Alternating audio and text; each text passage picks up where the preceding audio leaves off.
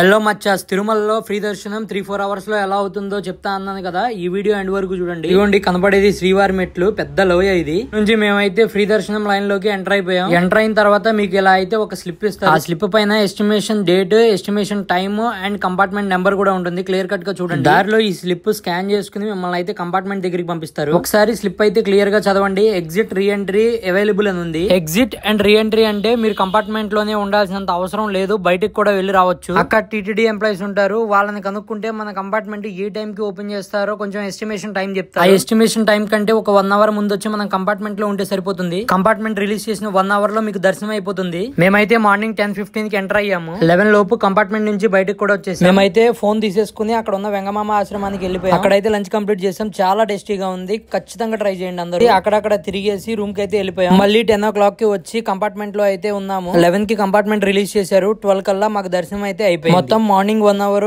Night 2 hours లో మాకు మొత్తం 3 అవర్స్ లో దర్శనం అయితే అయిపోయింది.